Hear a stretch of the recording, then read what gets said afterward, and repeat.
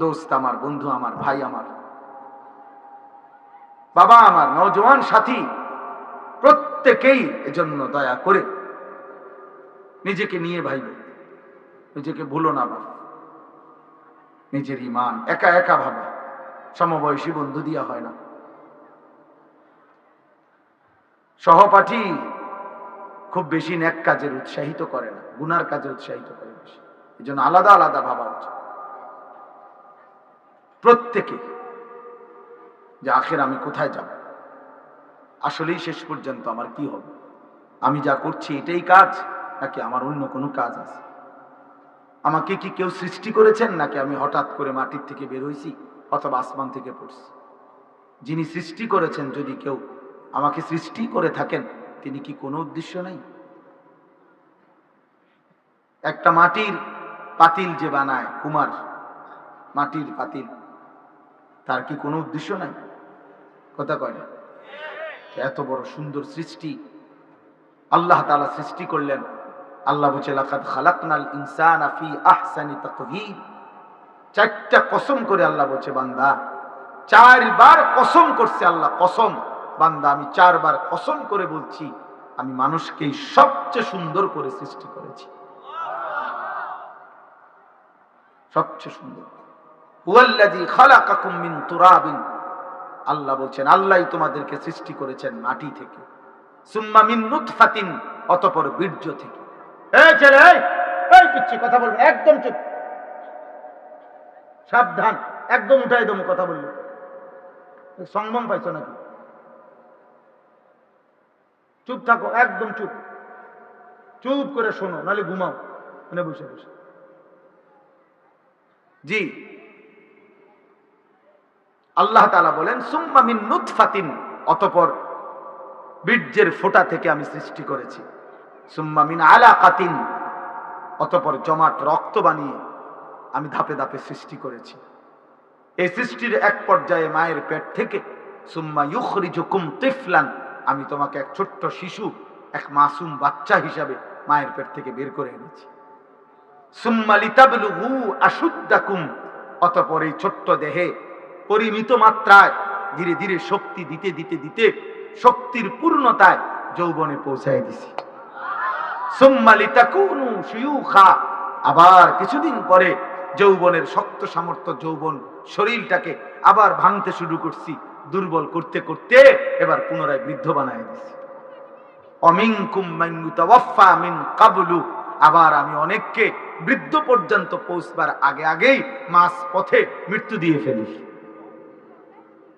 ওয়ালিতাবলুগু আজালাম মুসাম্মা, এবং আমি প্রত্যেককেই তার জন্মের পর থেকে তার জন্য নির্ধারিত হায়াত, যাকে আমি যেতটুকু হায়াতের ফয়সালা করছি অতটুকু হায়াত পূর্ণ দিয়েই তাকে কবরে এনেছি। ওয়ালা আল্লাকুম তাকিলুন, এত কিছু কেন করলাম, এত কিছু কেন করলাম? একবার মাটি, একবার বীর্য, একবার জমাট রক্ত, একবার গোশতের টুকরা, একবার হাড্ডির কঙ্কাল, একবার নাক চোখ লাগাইলাম, একবার মায়ের পেট থেকে রূহ দিয়ে বের করে আনলাম, একবার ছোট্ট শিশু বানাইলাম, আবার যুবক বানাইলাম, আবার বৃদ্ধ বানাইলাম, একবার কালো চুল, আবার সাদা চুল, একবার মজবুত শরীর, আবার দুর্বল হাত। এত কিছু কেন করলাম?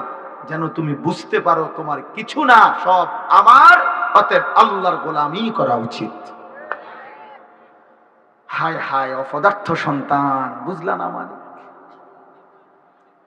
যারা নামাজ পড়ো না, সেজদা দেও না, আহা তুমি আস্ত মূর্খ বেটা, আপাতমস্তক মূর্খ বেটা, তুই বেটা মূর্খ, বেটা মূর্খ। বাকি পড়া ছাড়াও বেটা ভাত মিলে বেটা, দুনিয়া ভোগ করছো পড়ালেখা করে, মূর্খ মানুষও দুনিয়া ভোগ করে। বকলম বকলম, নাম দস্তখত করতে জানে না, টিপসই দেয়, অয় দুনিয়া সমপরিমাণ ভোগ করে। কোনটা কম? নেতাগিরি। মূর্খ মানুষ নেতা নাই, মূর্খ মানুষ মাতবর নাই, মূর্খ মানুষের বিল্ডিং এ টাইলস লাগায় নাই, এসি নাই। হ্যাঁ তো এমন বহু মূর্খ আছে যার কোটি কোটি টাকার বাড়ি গাড়ির কাছে যাইতে শিক্ষিত হয়ে বেড়া আরো 200 বছর চাকরি করার লাগবে। আমনের পিএইচডি লইয়া আমনে আরো 200 বছর চাকরি পয়সা কামাইলো, এতে সমান হইতে পারতেন না। আমার লগে চলেন, আমরা লাকসাম আছে।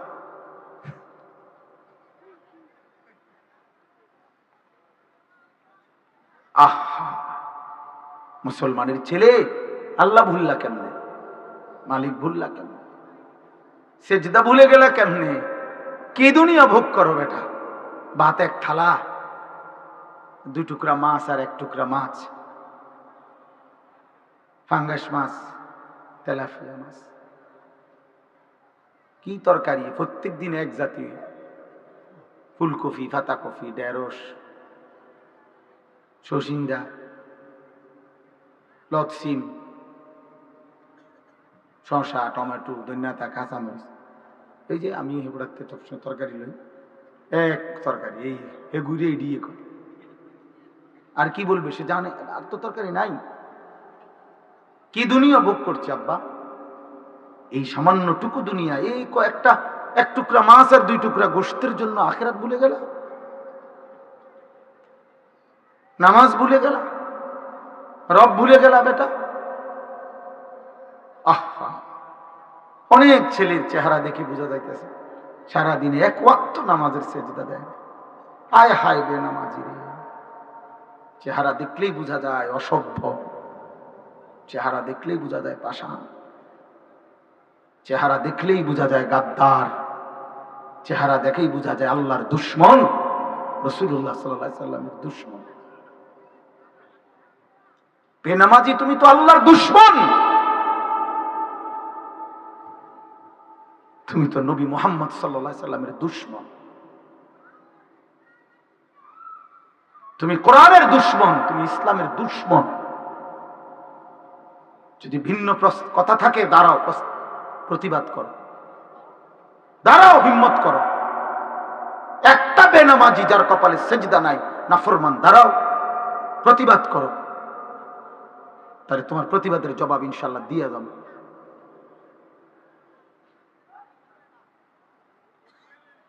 হ্যাঁ, কি ভাবছো ভাইয়া, কি ভাবছেন বাবা? যাদের স্ত্রী সন্তান নামাজ পড়ে না, যাদের ছেলে মেয়ে আল্লাহর কোরআন পড়তে জানেন, ও মানুষ হচ্ছে? জি না, উপার্জনকারী প্রাণী হচ্ছে।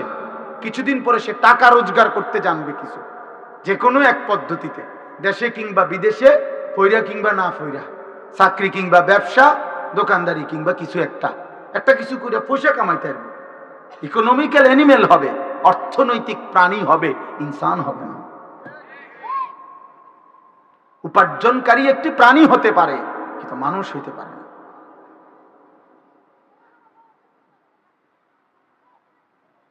হ্যাঁ হ্যাঁ, সেজদাবিহীন মানুষ হয় না, গোলামিবিহীন মানুষ হয় না, বন্দিগিবিহীন মানুষ হয় না। যে জিহ্বা আল্লাহর কালাম পড়তে পারে না, পরে ইচ্ছা করে পড়তেও পারে না, ওই জিহ্বা তো কথাই বলতে চাও, তো বোবা মূলত। যে কপাল আল্লাহকে সেজদা দিতে পারে না, তার তো কপালে নাই বেটা, তোর তো কোনো কপালে নাই বেটা। আহ, ওই ভাই দেখেন এক নজরে এই মোবাইলের দিকে চাইয়া দিছে ভাই, কারে কয় কি কয় ভাইয়ের কোনো চিন্তা, এক নজরে উনি ওনার মোবাইলের দিকে তাকায় গেছে। আল্লাহ আপনারে রহম করে, আল্লাহ বিবেক দান করে। কি দরকার এগুলো শুনে লাভ কি? ওনার হলো, ওনার তো মোবাইল আছে, চার্জ আছে, মোবাইলে এমবি আছে, আর কি, মোটরসাইকেল আছে। হ্যাঁ, অসংখ্য ছেলে, তোমরা ভাবতেছ এই নওজোয়ান তোমাদের অনেকের 4 জিনিস তোমগো নওজোয়ানদের পাগল বানায় ফেলছে। একটা বড় মোবাইল, একটা মোটরসাইকেল, একটা অসৎ মেয়ের সাথে সম্পর্ক, চরিত্রহীন কোনো নারীর সাথে সম্পর্ক, আর সমবয়সী কিছু বন্ধুদের আড্ডা। খালাস, ও মনে করছো 7 রাজার ধন পাইছে, ওর পৃথিবীতে আর কিছুই লাগবে না, এই 4 জিনিস পেয়েছে, খালাস। মোবাইল আছে, কাজে পৃথিবীর সমস্ত গুনাহ করার সুযোগ তার হাতেই আছে। মোটরসাইকেল আছে,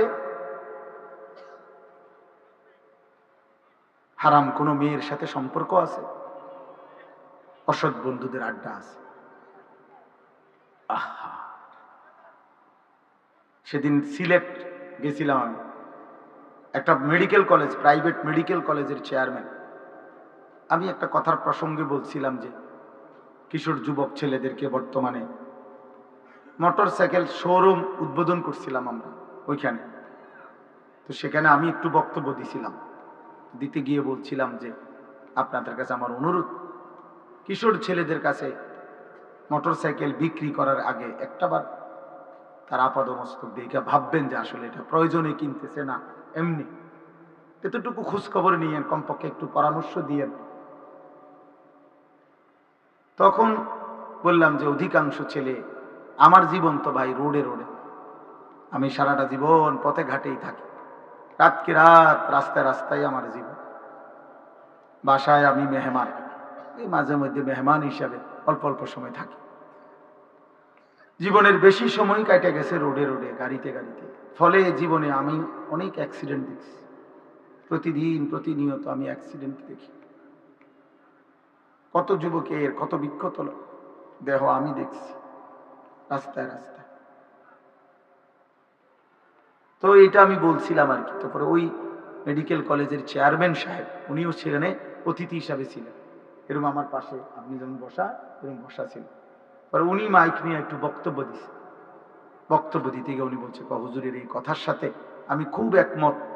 আমাদের এই প্রাইভেট মেডিকেল কলেজের আইসিইউতে প্রতিদিন যতজন আহত লোক অসুস্থ, আমাদের আইসিইউতে রুগী ঢোকে, সিলেটের সবচেয়ে বড় মেডিকেল কলেজ, প্রাইভেট হসপিটাল সহ, বলছে তার অধিকাংশই হচ্ছে এই বাইকার যুবক ছেলে। মোটরসাইকেল অ্যাক্সিডেন্ট করে, এমন ভয়ঙ্কর অ্যাক্সিডেন্ট, সাথে সাথে আইসিইউতে ঢুকাইতে হয়। হায় হায় নওজোয়ান, কে দেখে তোমার এই মাতলামি? এত জোরে মোটরসাইকেল চালাও কেন? কে দেখে? দেখবো কেমনে? তুমি তো এটা জোরে চালাইয়া গে লাগাই মানুষের সাইতে সাইতে তো তুমি গেছো গা কোটবাড়ি বিশ্বর পারবে। ওই বেটা যে কদ্দুর মনোযোগ দিয়ে চাইবো তোমার এই মাতলামিটা ছাগলামিটা, এটা দেখারও তো সুযোগ নাই। তুই গেছো গা ফোদ্দার বাজার, উনিও যদি তোমার লগে এভাবে দৌড় মারতে পারতো, তুই না দেখতে দেখতে যাইতে পারতো যে যা। বলেন, ইনসাফের কথা বলেন। এই একটা মোটরসাইকেলের মধ্যে 3 জন জায়গা, 4 জন পারে না কান্দে বসবে। কি অসভ্যতা, কি মাতলা! কে দেখে, কারে দেখায়? কেন নিজের জীবনকে এইভাবে ছেলে খেলার মতো হেলা ফেলায়, ঝুঁকির মুখে ফেলে দেওয়া? আত্মহত্যার মতো, এটা আত্মহত্যার মতো, আত্মহত্যার মতো। আল্লাহ তাআলা কোরআনুল কারীমে বলছেন, ওয়ালা তুলকু বিআইদিকুম ইলা তাহলুকা। আমার বান্দা, তোমরা নিজেকে নিজে ধ্বংসের দিকে ঠেলে দিও না, ধ্বংসের দিকে ঠেলে দিও না। এজন্য আমি সবাইকে অনুরোধ করছি, প্রিয় ভাই বাবা, গুনাহ কাউরে সুখ দেয় না, ইজ্জত দেয় না, সম্মান দেয় না। দুনিয়া ভোগ করা যায়। আবারও বললাম, আয়াহসাবুনা আন্নামা নুমিদ্দুহুম বিহি মিন মালিন ওয়া বানিন নুসারিউ লাহুম ফিল খায়রাত বাল লা ইয়াশউরুন। আল্লাহ বলে, আমার কিছু নাফরমান বান্দা আছে, আমি যে তাদেরকে কিছুটা দুনিয়া দিছি, অর্থ সম্পদ, সন্তানাদি, জি ফুত, নাতি নাতনি, ঘর সংসার, বাজার ব্যবসা, টাকা পয়সা, জমি ফসল, এই যে আমি কিছু দিল প্রতিপত্তি, আল্লাহ বলেন এগুলো পেয়ে আমার নাফরমান বান্দা ভাবতেছে আমি তার উপরে খুব খুশি, সন্তুষ্ট, আমি তারে অনেক বড় দুনিয়া দিছি। আল্লাহ বলে, না না বান্দা, বাল লা ইয়াশউরুন, ওরা বোঝে নাই যে আমি যদি কাউকে লক্ষ কোটি বারো দুনিয়া দেই, 100 বারো যদি কাউকে আমি দুনিয়া দেই, তামাম দুনিয়াও যদি আমি কাউর হাতে তুলে দেই, এটা আমি আল্লাহর সন্তুষ্টির চিহ্ন না, সন্তুষ্টির পরিচয় নয়, নয়, নয়। দুনিয়া মিললে আল্লাহর সন্তুষ্টি বুঝায় না। দুনিয়া মিললে কার সন্তুষ্টি বুঝায় না? কথা বলে না? ওয়াদারনি ওয়াল মুকাদ্দিবিনা উলিন নামাতি ওয়ামাহিলহুম কালিলা। আল্লাহ বলছে, মিথ্যাবাদী, নাফরমান, পাপী, ওদেরকে একটু সময়ের জন্য আমি দুনিয়া দেব। হে আমার ইমানদার বান্দা, আমার একটু সুযোগ দাও, আমার একটু সুযোগ দাও, ওরা একটু ছেড়ে দাও। মানে বিষয়টা এমন আর কি, যেন একজন নামাজি বান্দা সেজদা দিয়া আল্লাহর হুকুম মাইনা হালাল পথে চইলা ওই যেন অভিমান করলো আর কি, আল্লাহরে বলল কিতা সেজদা দেই আমি বিল্ডিং করে দিয়ে হেতে ঘটনা কিতা মালিক, কান্দি আমি, ডাকি আমনেরে আমি, পয়সা দি সব তার, সম্পত্তি সব তার, ব্যাপারটা কি আমার, আপনারা কি শুরু করলেন? তো আল্লাহ বলে আমার বান্দা পরে একটু সময়ের জন্য এই মিথ্যাবাদী নাফরমানকে, এই সুদখোর হারামখোরকে, এই অবৈধ উপার্জনকারীকে, এই হারাম উপার্জনকারী বেঈমান নাফরমানকে একটু আমি একটা অনুরোধ, আল্লাহ বলছে এই থাক কিছু বললো না, আমার একটু সুযোগ দাও, ওদের নি দেও বান্দা দেও, ওরে 50টা বছর 60টা বছর এ কয়টা ভাত তরকারি খাইবো বাচ্চারা, কিছু কইও না, কি তার খাইবার ফাঙ্গাস আর তেলাপিয়া, এই তো ফার্মে মুরগা কক মুরগা আর কি, আচ্ছা দাও বান্দা দাও, তবে মনে রেখো বান্দা পরে আমি মৃত্যুর দিন থেকে যেদিন চোখ বন্ধ হবে আর অনন্তকাল পর্যন্ত আর কোনদিন এই নাফরমানকে আমি আর এক ঢোক পানি দেব না, আর এক লোকমা খাবার দেব না, আর কোনদিন। আর তোমারে আমি ওয়াদা দিলাম বান্দা আমার সেজদা দাও, গোলামি করো, হালাল খাও, কষ্ট করে চলো, চোখ বন্ধ করিলে অনন্তকালের জান্নাত তোমার জন্য আমি খুলে দেব।